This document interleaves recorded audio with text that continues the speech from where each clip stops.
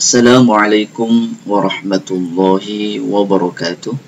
Bismillah, alhamdulillah, salatu wassalamu ala rasulillah Muhammad ibn Abdillah wa ala alihi wa sahbihi wa mawalah.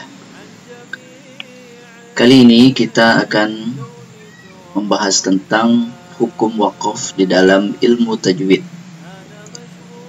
Pada materi wakaf ini kita akan membaginya menjadi 3 bagian, di mana bagian pertama yaitu membahas tentang jenis-jenis wakaf, bagian kedua membahas tentang tanda-tanda wakaf, dan bagian yang ketiga membahas tentang cara mewakafkan bacaan.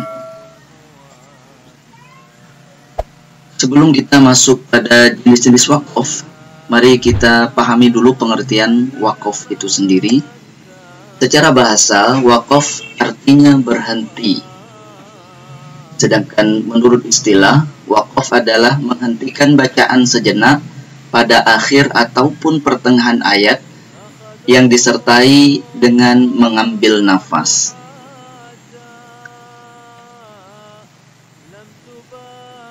Berikutnya adalah jenis-jenis wakaf.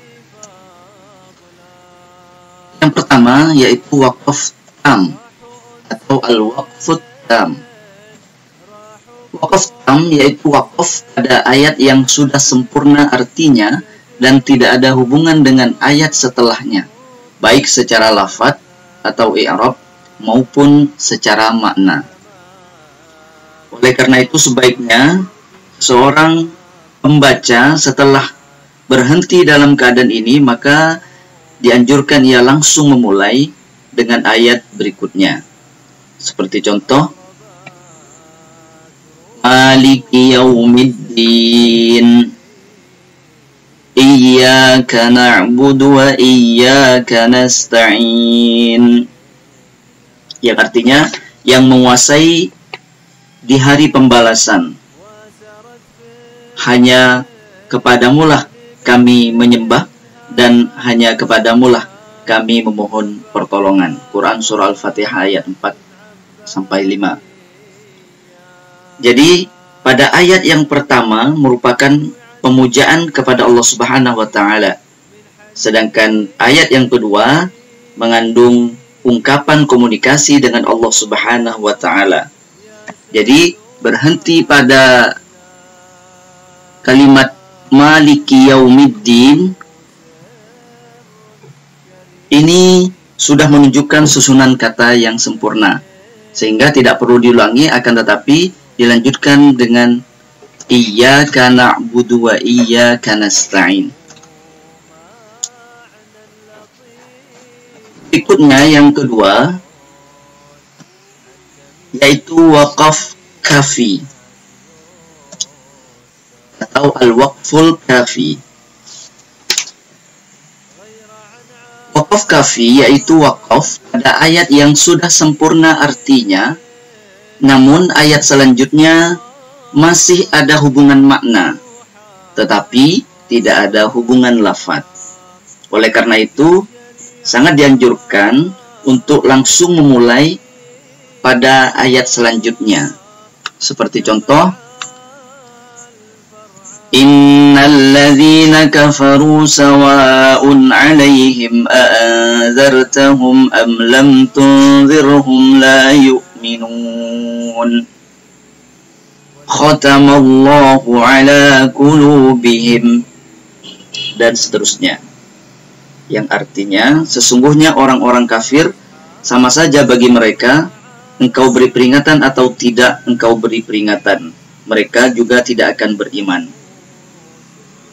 Allah telah mengunci hati mereka, dan seterusnya. Quran Surah Al-Baqarah ayat 6-7. Jadi berhenti pada kata la yu'minun adalah sebuah ungkapan yang sudah sempurna, karena perkataan selanjutnya secara arti masih terkait dengan sebelumnya, namun dari segi lafadz merupakan susunan kata yang baru, sehingga tidak perlu mengulang lagi, akan tetapi sebaiknya langsung saja dilanjutkan pada ayat yang berikutnya. Kemudian yang ketiga yaitu wakaf hasan. atau al-waqful hasan. Waqf hasan yaitu waqf pada ayat yang sudah sempurna artinya, namun ayat berikutnya secara makna maupun lafadz masih ada hubungan. Oleh karena itu dianjurkan ketika kita berhenti di waqf hasan ini, maka dianjurkan untuk memulai lagi dari ayat yang sebelumnya, kecuali jika berhenti di akhir ayat. Sebagaimana contoh, alladzina yu'minuna bil ghaibi wa yuqimuna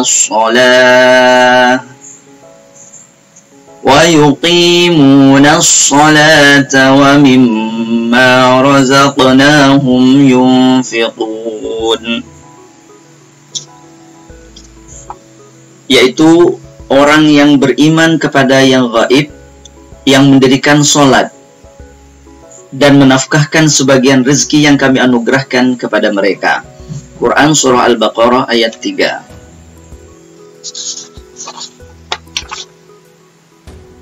Jadi di waqf hasan ini ketika kita berhenti di wa yuqimunas shalah, maka sangat dianjurkan untuk mengulang kembali dari ayat sebelumnya. Misalnya dari wa yuqimunas sholata baru dilanjutkan dengan wa mimma razaqnahum yunfiqun. Karena secara lafadz bahkan secara makna masih ada hubungan. Kemudian yang keempat atau yang terakhir yaitu waqf qabih. Al-waqful qabih. Qabih ini secara bahasa artinya jelek. Jadi waqf qabih itu waqf pada ayat yang belum sempurna artinya, karena masih adanya keterkaitan dengan kata berikutnya, baik secara lafadz maupun makna. Sehingga jika berhenti pada kata tersebut akan menimbulkan kesan makna yang tidak bagus, atau bahkan bisa merusak terhadap maknanya. Sebagaimana contoh, alhamdulillahi rabbi al-alamin. Maka berhenti di kata rabbi di sini tercela hukumnya jika dilakukan dengan sengaja, karena di situ mengandung arti segala puji bagi Allah Tuhan. Lalu berhenti, seharusnya segala puji bagi Allah Tuhan semesta alam. Jadi kalau berhenti pada kalimat Tuhan, maka di situ maknanya menjadi rusak karena tidak tersambung atau putus dengan kata berikutnya yang masih ada hubungan baik secara makna maupun secara lafadz. Kecuali dilakukan karena darurat, misalnya karena nafas yang betul-betul tidak kuat lagi, atau tiba-tiba bersin, atau menguap dan yang semisalnya. Maka jika harus berhenti karena sebab-sebab tersebut, harus diulang kembali dari awal menjadi alhamdulillahi rabbil alamin. Adapun contoh berikutnya, ini yang malah bisa merusak terhadap makna. Misalnya pada kalimat berikut, wa ma min ilah illallah. Nah, ini dilarang untuk dilakukan. Artinya tidak boleh berhenti pada kalimat ilah, akan tetapi harus dilanjutkan. Wa ma min ilahin illallah. Karena berhenti di kalimat ilah itu termasuk waqf qabih atau waqf yang jelek, yang dilarang. Jika berhenti pada kalimat ilah menunjukkan kesan arti yang bertentangan dengan akidah, yaitu wa ma min ilahin, dan tidak ada sesembahan illallah kecuali Allah. Jadi berhenti pada ilahin itu bisa bertentangan dengan akidah. Maka agar seseorang tidak melakukan waqf qabih sehingga bisa merusak terhadap makna maupun lafadz daripada ayat tersebut, para ulama kemudian membuat tanda-tanda waqaf yang diletakkan pada ayat-ayat di dalam mushaf. Namun untuk penjelasan tentang tanda-tanda waqaf ini kita akan Simak pada video berikutnya. Demikian untuk materi wakaf bagian pertama. Terima kasih. Simak terus video berikutnya. Wassalamualaikum warahmatullahi wabarakatuh. Allahul Kafi, Rabbunal Kafi, Qasadanal Kafi, Wajadanal Kafi, Likulil Kafi, Kafanal Kafi, wa ni'mal kafi, alhamdulillah.